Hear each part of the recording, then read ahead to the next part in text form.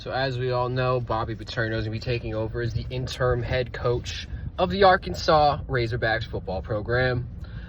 This, to me, is awesome because this is pretty much, I mean, we all knew this was going to happen. Like, this is, I mean, I was saying in June that, like, you start seeing the schedule that we were going to play Notre Dame, and if things weren't going well, we're going to ass kick at Notre Dame, and then we'll have the bye week to turn everything over. Like, this is, to a T, exactly what was predicted to, like, have happen.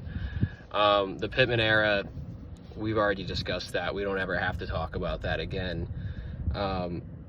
One thing that's cool about the Bobby Petrino round 2 is the fact that we had a round 1. I mean, how often do you see a coach come back to a team and then get the job for a head coaching position, right? And I think as a Razorbacks fan and as a young person, youngish, I mean 25, right? So like I've only ever really seen, like when I think of Arkansas Razorbacks football being successful, I think of the Bobby teams. I think of Colin Klein versus Ryan Mallett in the Sugar Bowl, and just dog walking them, you know? I mean, I think of, you know, number 15, rest in peace. I think of a time where we were actually a top 10 ranked team, you know? And in order to get back to that, like to come back to the same exact guy and give him a chance to turn this season around, and bring us back to that kind of plateau where we like want to be, and we haven't been since he was our head coach last, pretty much. Obviously there's some outlier seasons in there, like there's the 9-4 2021 or something season with KJ Jefferson, etc. But like, come on, that would no one really fucking, that still is not a 10-2 or whatever we were. That's not the same level. I mean, there was nothing like that Ryan Mallett team. So I think that it's really great to have him back and have him be given a chance, just because it felt like we were done wrong with the way he was forced to leave last time. I mean, dude, you have a girlfriend and a wife, like not ideal, but I don't need my coach to be a perfect husband. I need him to be a perfect coach. So not my fucking problem. I don't think we should have fired him over it. And now we kind of get to finish the story out. And I think that I really don't want him to be our head coach. I love Bobby MF Petrino, right? But do I want him to be our head coach next season, to start out next season and going forward? There's just so many other opportunities and coaches out there that kind of make it hard to justify keeping him around past the interim stage. The one thing that I thought of that I was like, you know what, if we had Bobby remain the head coach, because this season, I mean, how many games do you think he has to win in order to really get known as and get the chance to become the full-time real head coach, not just the interim guy? I think winning at Knoxville, it would be pretty big, but I don't think just that gets him there. Down the stretch, we've played a lot of good teams, dude, but if you can put up 3, especially if you can put up 4, and then it puts us at 6 wins. If we end up in a bowl game at all, you probably have to give him the job, right?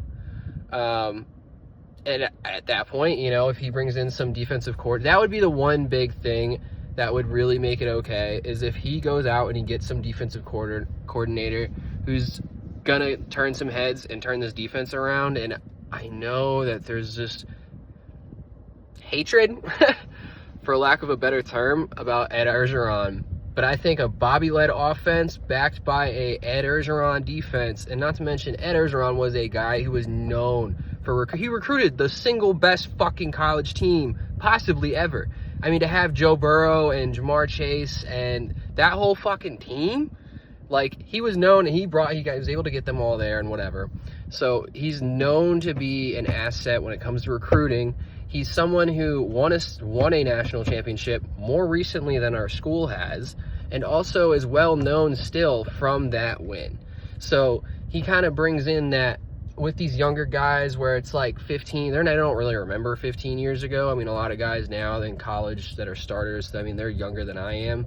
So the fact that I can remember a Ryan Mallett team, you got to think they probably don't remember that, but they do remember. They remember, the way I remembered Ryan Mallett's team is probably the way they remember a Joe Burrow team. It's like, oh yeah, that team was fucking crazy.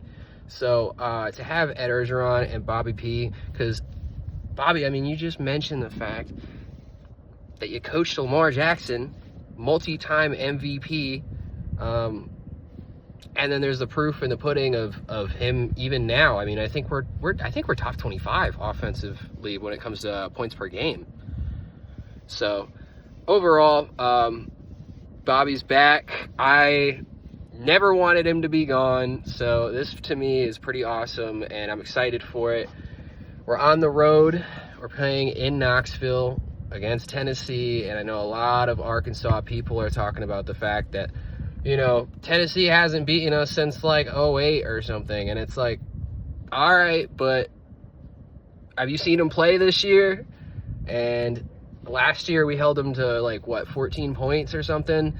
That's not happening this year. There is not a way in hell Joey Aguilar and that offense is not putting up points at home, especially against our dog shite freaking defense. So I don't have high hopes, but I do believe in that interim head coach thing of like, but I usually believe in that when it comes to the NFL.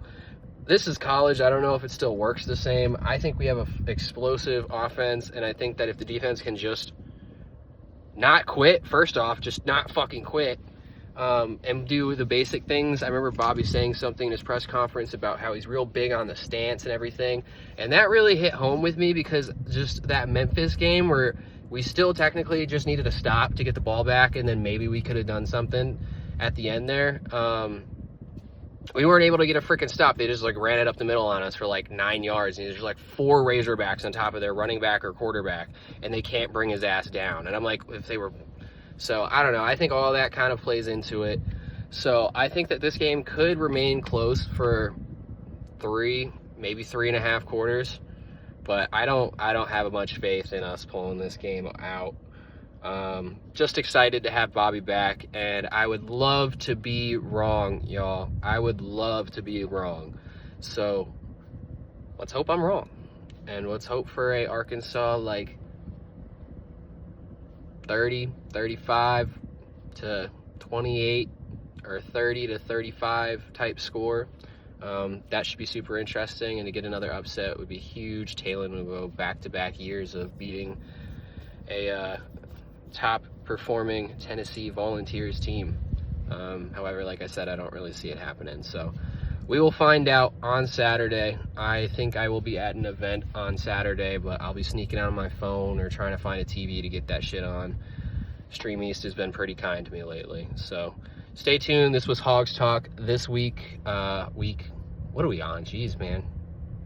I was so excited for this season to start. It's got to be like week 6 or something already. But yeah, we got, because we're like 2 and 3 or something with a bye week. But let's see what happens, guys.